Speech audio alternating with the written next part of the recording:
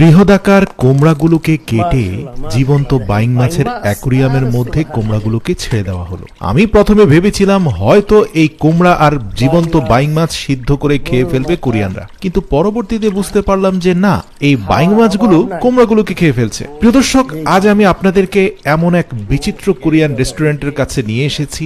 এখানে আপনি এক অদ্ভুত কোরিয়ান সংস্কৃতির খাবার দেখতে পাবেন, যেটা আমার কাছে খুবই অদ্ভুত মনে হয়েছে। তো এই খাবারের শুরুতে আমরা দেখতে পেলাম যে বড় আকৃতির 8-10টি গরুর মাথাকে তারা সিদ্ধ করছে, এবং সেই সিদ্ধ গরুর মাথার সাথে যে ঝোলটা বের হচ্ছে এটা হয়তো বিশেষ কোনো খাদ্যের মধ্যে ব্যবহার করবে। পরবর্তীতে দেখতে পেলাম কয়েক টন জীবন্ত বাইং মাছ এনে সেগুলোকে একটা চৌবাচ্চার মধ্যে ঢালা হলো। তো বাইং মাছগুলো লাফালাফি করছে। কয়েকজন এসে 2-3টি তরতাজা কুমড়োকে মধ্যখান থেকে কেটে ভেতরে থেকে বীজগুলোকে বের করে সেই জীবন্ত বাইং মাছের চৌবাচ্চার মধ্যে কুমড়োগুলোকে রেখে দিল। আমি প্রথমে ভেবেছিলাম হয়তো এই কুমড়া আর বাইং মাছ সিদ্ধ করে ফেলবে, কারণ কোরিয়ানরা তো অদ্ভুত এমন সব খাবার দাবার খায় যেটা হয়তো আমার আপনার রুচিতে কুলবে না, কিন্তু তারা হয়তো খুবই মজা করে খায় এই খাবারগুলো। তো যাই হোক, একটু পরে দেখতে পেলাম যে না, কুমড়ার টুকরোগুলো ওই বাইং মাছ খেয়ে শেষ করে ফেলেছে। মূলত এই বাইং মাছ রান্না করার পূর্বে এগুলোকে পর্যাপ্ত পরিমাণে মিষ্টি কুমড়া খাওয়ানো হয়, তারপরে এগুলোর পেট পরিষ্কার না করে ডাইরেক্ট এগুলোকে সেদ্ধ করে ফেলা হয়। প্রিয় দর্শক,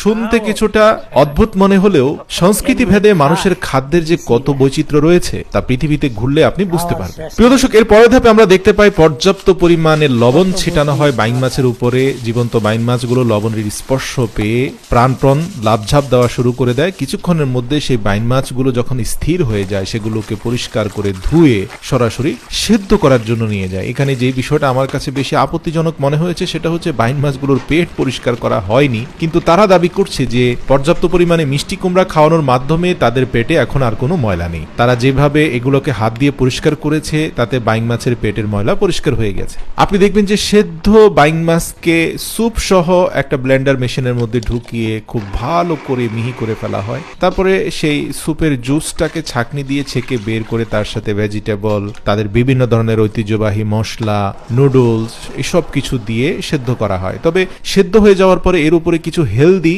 শাক লতা পাতা দিয়ে এগুলোকে স্বাস্থ্যকর করা হয়। বিশেষ করে অসুস্থ মানুষদেরকে তারা এই ধরনের স্যুপ খাইয়ে থাকে। এছাড়াও এই বাইং মাছগুলোর একটা অংশকে অনেকটা চিকেন ফ্রাইয়ের আদলে ডো মাখিয়ে এগুলোকে ডুবন্ত তেলে ভাজা হয়। তো কোরিয়ার এই রেস্টুরেন্টটাতে প্রচন্ড ভিড় এরকম জীবন্ত পেট পরিষ্কার না করা বাইং মাছের স্যুপ খাওয়ার জন্য। আপনি দেখবেন যে সকালবেলা থেকে মানুষ দলে দলে আসছে এখানে এই খাবারগুলো উপভোগ করার জন্য, যেখানে পাশাপাশি আছে গরুর মাংসের স্যুপ, আছে নেহারির মতো গরুর মাংসের মাথার থকথকে মাংস, এছাড়াও ফ্রাইড বাইং মাছ, আর সবচেয়ে আকর্ষণীয় যেটা সেটা হচ্ছে বাইং মাছের স্যুপ এবং বাইং মাছের